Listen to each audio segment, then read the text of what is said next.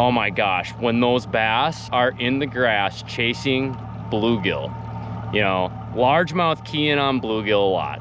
You know, up in Minnesota, we got bluegill, we got crappie, and those fish just seem to really key in, especially when they're spawning. And right now on this lake right now, the bluegill are spawning, and they're spawning a little bit deeper.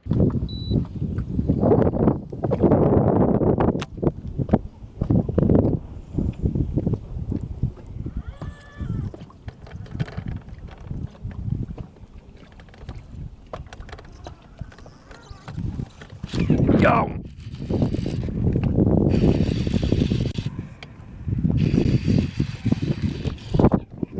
Not a bad one, dude. Come here, big fella. Oh, come here, big fella. Oh, he's not a freak.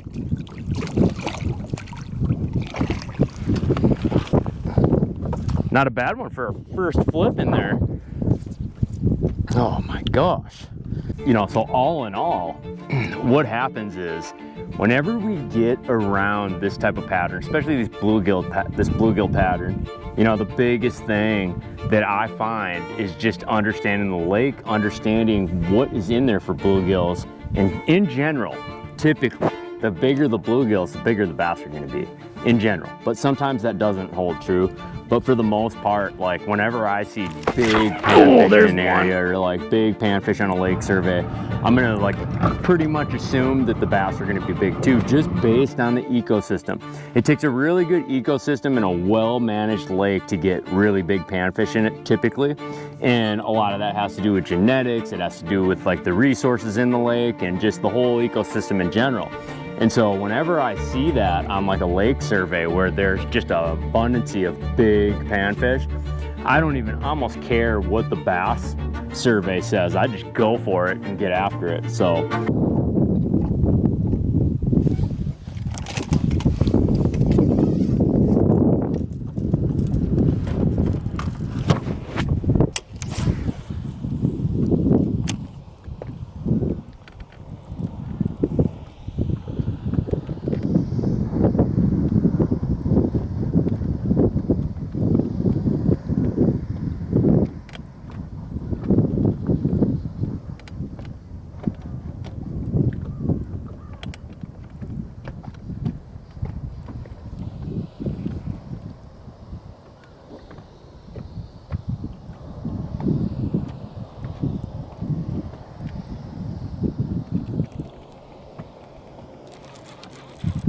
That felt pike-ish, but it's not.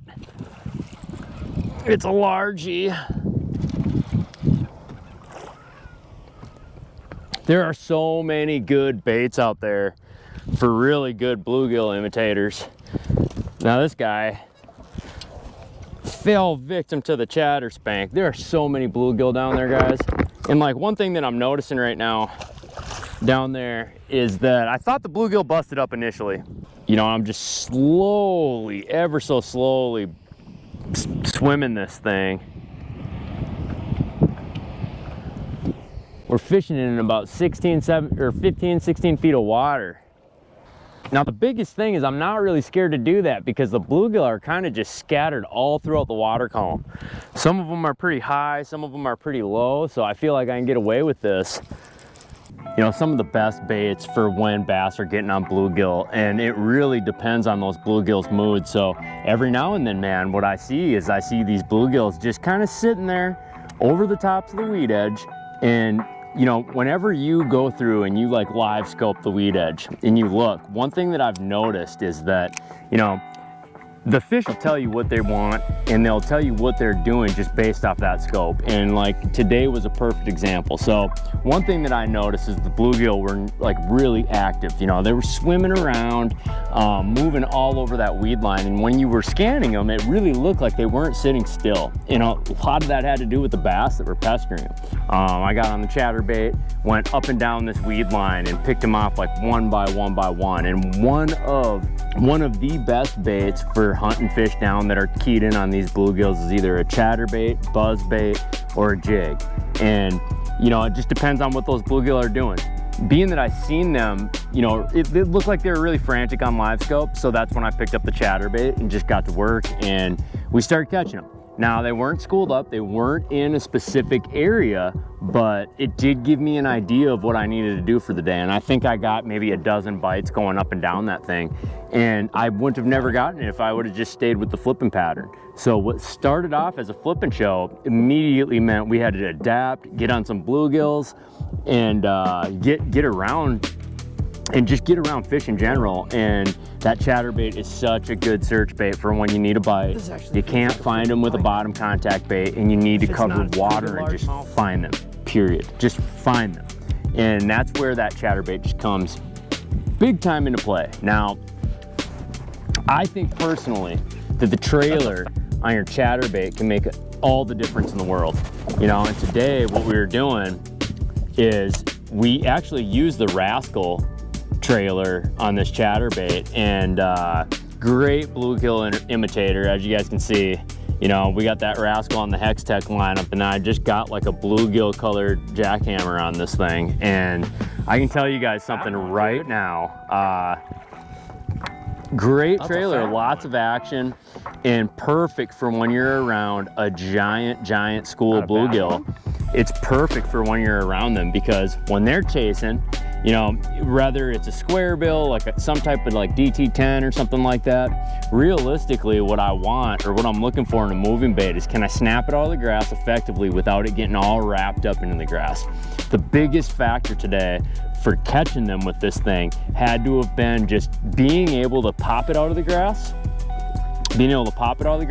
staying around fish, but then at the same time winding it super slow.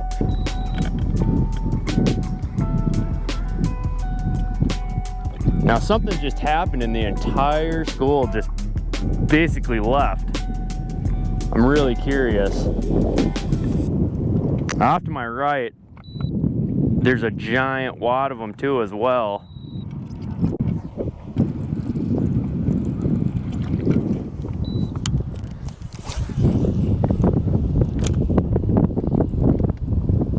All about just finding those bluegill, man. Finding those bluegill, where are they at? Now, we had to form a little audible today, folks, because they are not biting as good as they were the other night out here. That is for sure.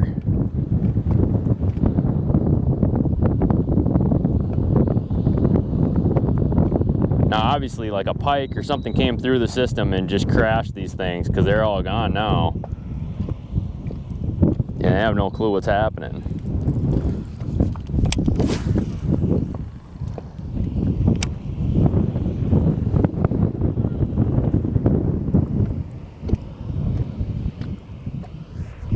There's one.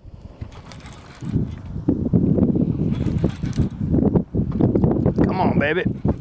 Come on up, sweetheart. What are you? What are you? Are you a bluegill friend? Are you hunting bluegill down, big guy? Oh. Chatter spank, largemouth on the bluegill bite. It doesn't get much better, dude. And you know, one thing's for certain, I think that a guy could come into these areas where all these bluegill are, and I bet if you rotated and came back and forth, you could almost fish these all day, especially when they're biting good, because all the bass get in here. It's pretty obvious when they really start getting in this stride, where they're just stocking these things down. Now, I could have been wrong. They might not be spawning this week. There we go. There's another one. Oh, I missed him. He was on it. That bluegill spawn is so crucial to know, though, and understand. I actually started catching so many more largemouth when I figured out kind of just that relationship between the two and how it kind of works.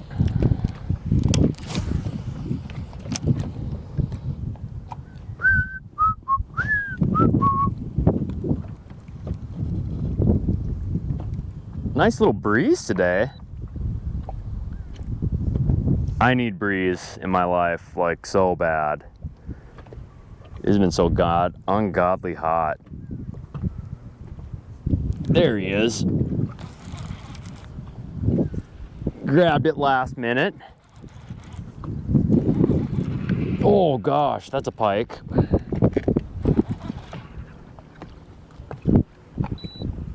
No, it's not. Sir, it's another green friend of ours. Nice 3-pounder too. Look at him. So, chatterspank just prevails in here. Now that's the biggest thing to this deal right now, especially when you're chasing these bluegill chasers, is number one. If you guys noticed what I seen on this, we came out with the bottom contact flipping bait, and one of the biggest things that I noticed right away is how much the bluegill started scattering everywhere and how little bites I got on the flipping bait. That's another one. Oh no, it's not. How many little bites I got with the flipping bait? I only got a few. And so we kind of got away from that, and now what I'm seeing is just bluegill everywhere now. I just caught that one and they are so scattered, but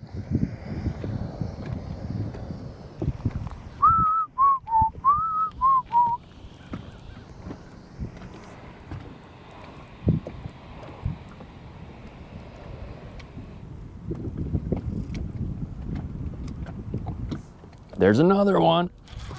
Is that a largie? I think this chatterbait might have fired these things up a little bit. Okay. Okay. Now, it ain't a big one. It's a bass. It's a pretty bass too, actually. Good for you. Oh, just a cub, but it's giving us a clue that we're on the right deal right now. And this chatterbait is making us a little bit of hay today. Fun in the hay. I have not been on too many good chatterbait bites this year outside of spring, so pretty cool there. When I would get up on the speed, because when I fish a moving bait, I want to see how fast can I get away with actually retrieving it, because if I can retrieve it faster, that only means that I'm gonna cover more water and I'm gonna catch more bass. But when I was retrieving it faster, I accidentally got pike. That was no good. I didn't want that to happen, so I reverted, got back on a different game plan, and just started really reeling this thing in super slow. That made all the difference in the world. We started catching bass. And if you guys look at like any of my chatterbait content that I've ever done, I would like really preach that and drive that home, which is you gotta retrieve this thing in deadly slow. Otherwise, you're just not gonna get as many bites as what you normally would. What a day. We're gonna go, I think we're getting out of here. I'm gonna go try and win a Tuesday nighter tonight. I'm gonna go have a little bit of fun. So boys. Yeah, dude. I don't know who I feel like. That's a girl one. That's a girl one.